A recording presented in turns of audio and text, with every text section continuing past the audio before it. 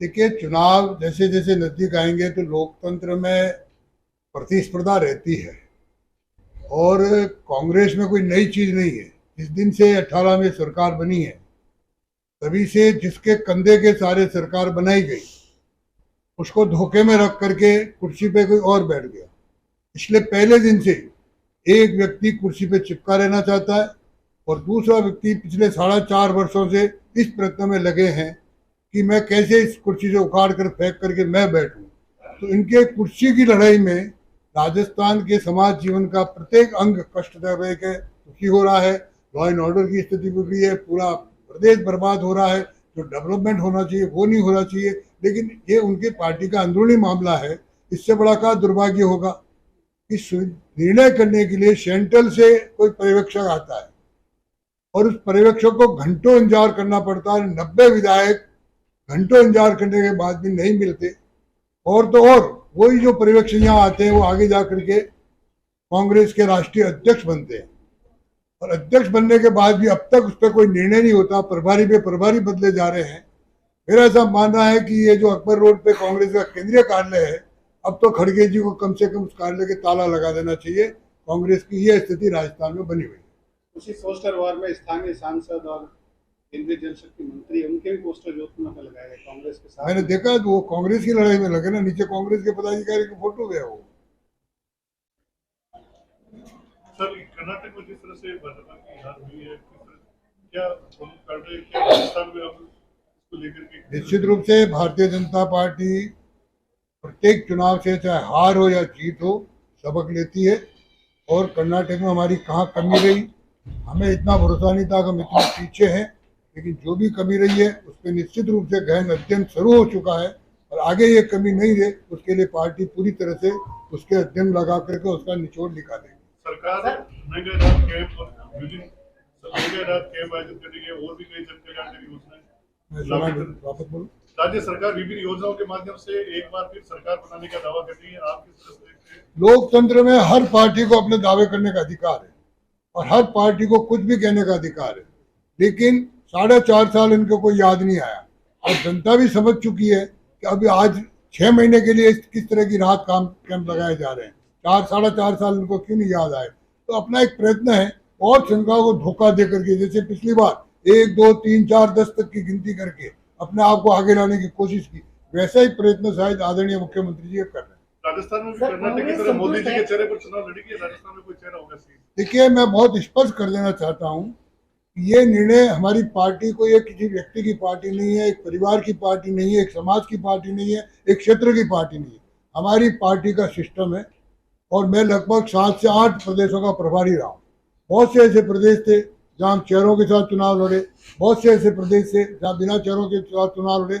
ये निर्णय हमारा सेंट्रल पार्लियामेंट बोर्ड तय करता है। जहाँ तक आपने मोदी जी का नाम लिया, मोदी जी पार्टी के ही नहीं, हिंदुस्तान के ही नहीं, आज की तारीख में मोदी जी दुनिया के चेहरे बन चुके हैं। इसलिए अमेरिका के राष्ट्रपति को कहना पड़ रहा है कि अगर रूस और यूक्रेन में कोई समझौता करा सकता है तो नरेंद्र मोदी कर सकता है। इसलिए मोदी जी का चेहरा सदैव पार्टी के प्रत्येक कार्यकर्ता के साथ तो है ही। सर, आज आपने बिजली को लेकर प्रदर्शन किया, लेकिन सर देश में पेट्रोल जो महंगा हो रहा है उस पर कुछ कहना?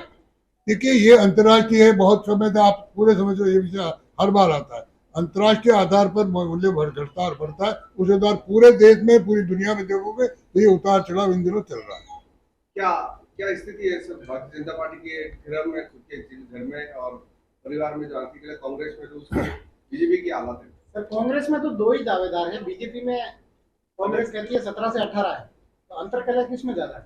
नहीं, कांग्रेस का कहना मानो या आपका कहना मानो? आपकी गणित कितने की है?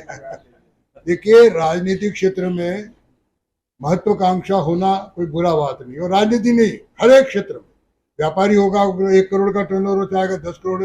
आज आप मान लो स्थानीय एंकर हो तो आप सोचेंगे कि संवाददाता बने। कोई अधिकारी होगा, मैं कितना सीनियर पोस्ट पे हूँ, तो हर एक की महत्वाकांक्षा रहती है। लेकिन ये निर्णय किसी चेहरे के हाथ में नहीं है। ये निर्णय, जैसे मैंने पूर्व बताया, भारतीय जनता पार्टी का केंद्रीय संसदीय बोर्ड जो निर्णय करेगा।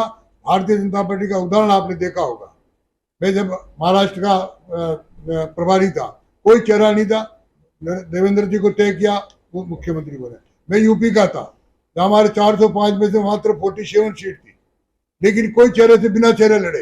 लेकिन बहुमत आया, बहुमत आते योगी जी चेहरा बने। तो ये हमारा सेंट्रल पार्लियामेंट होता है और हमारी पार्टी का प्रत्येक कार्यकर्ता जो भी दायित्व देंगे, जो भी काम, आज अभी देखा होगा पूर्व अध्यक्ष भी बैठे, वर्तमान अध्यक्ष भी बैठे जिले के।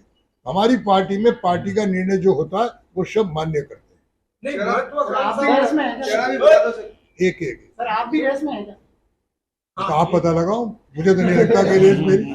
सर सचिन पायलट अगर भारतीय जनता पार्टी में आना ये चाहेंगे एक दोनों एक साथ बोलो। महत्वाकांक्षाओं के चक्कर में जैसे आप कह रहे हो नेताओं की महत्वाकांक्षा होती है, नेताओं ने सबकी होती है, मैंने ये सब- कहा, सब- आपकी भी होती है, ये भी कहा। हमारी भी होती है। तो मैं तो राजनीति की बात करें हाँ, हाँ। तो आगामी फ्यूचर क्या देख रहे हैं? महत्वाकांक्षा राजस्थान में बहुत ज्यादा लोगों को कोई अड़चन नहीं आएगा, जो पार्टी निर्णय करेगी, संपूर्ण पार्टी का कार्यकर्ता, ये खाली कोई 4 से 10 15 जो भी आप संख्या बताओ उसके आधार में पार्टी नहीं चली है। ये पार्टी कार्यकर्ता आधारित पार्टी है। इस पार्टी को दुनिया की सबसे बड़ी पार्टी बनाई है तो हमारे स्थानीय लोकल कार्यकर्ताओं ने बनाई है। तो कार्यकर्ताओं की मेहनत, जो सेंट्रल निर्णय करेगा, तो सेंट्रल फाइनेंस बोर्ड निर्णय करेगा, उसके अनुसार हमारा कार्यकर्ता काम करेगा। कोई नेता के अनुसार हम चलने वाले लोग नहीं है। सर सचिन पायलट अगर पार्टी में आने चाहे तो स्वागत किया जाएगा सचिन पायलट का?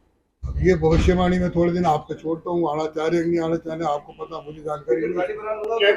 केंद्रीय चुनाव समिति का मेंबर भी है। क्या कोई सर्वे पार्टी ने अब तक राजस्थान में करवाया है? निश्चित रूप से चुनाव में क्या प्राथमिकता करवा रहेगी, क्या क्राइटेरिया रहेगी? देखो, सर्वे करवाया वो पेपर आउट तो मैं करूंगा नहीं, लेकिन सर्वे और अध्ययन और सब नीचे तक हमारा रेगुलर होता है। क्या कोई क्राइटेरिया तय होगा, कोई एज का या जो हार का या कोई चीज? जीत का क्राइटेरिया होगा, कौन जीत सकता है उस क्षेत्र में, वो हमारा कैंडिडेट होगा। और इस समय कमल का फूल हमारा कैंडिडेट है। ओके, धन्यवाद साहब सबको। चाय पिलाओ भाई सबको थोड़ी देर में।